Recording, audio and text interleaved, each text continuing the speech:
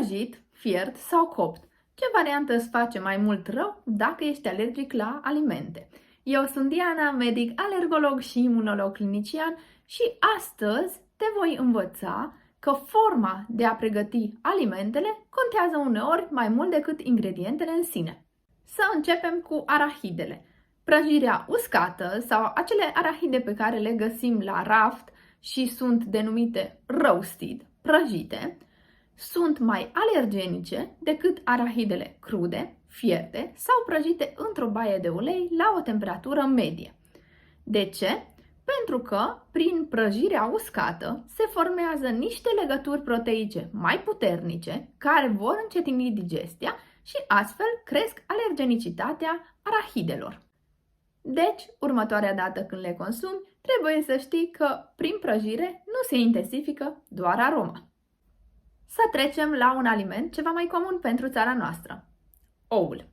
Oul conține în albuș două proteine, ovalbumina, care este mai puțin rezistentă la temperaturi crescute, practic la gătire se dezintegrează, și ovomucoidul, care este rezistent atât la gătire cât și la digestie.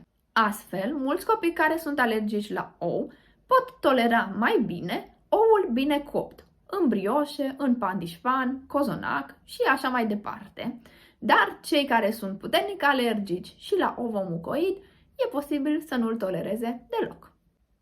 Laptele. În cazul lui, aplicarea procedeelor termice poate avea un efect dual. Mai exact, în aluaturi, împreună cu zaharuri și copt, poate să fie mai puțin alergenic. Dar unele procese termice pot să crească alergenicitatea comparativ cu laptele crud. Este interesant că există niște combouri care schimbă puțin regulile jocului. Wow! Primul, ou, făină, coacere. Proteinele din grâu pot scădea accesibilitatea alergenelor din ou, iar prin coacere, cum am discutat deja, este scăzută alergenicitatea.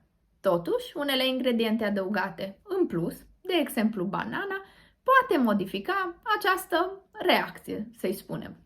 În cazul arahidelor, grăsimile din produs pot să le crească alergenicitatea pentru că digestia va fi mai lentă. Deci dacă vei mânca ciocolată cu arahide, ciocolata conținând unt de cacao, cel mai probabil reacția va fi una mai agresivă.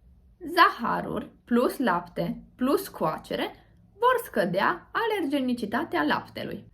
În cazul grâului, deși nu este o reacție aliment-aliment, acesta poate deveni problematic pentru unii pacienți în anumite contexte, de exemplu în asociere cu efort fizic intens, alcool sau antiinflamatoare. Dacă ești alergic, nu te testa niciodată singur acasă, ci urmează îndeaproape sfatul alergologului.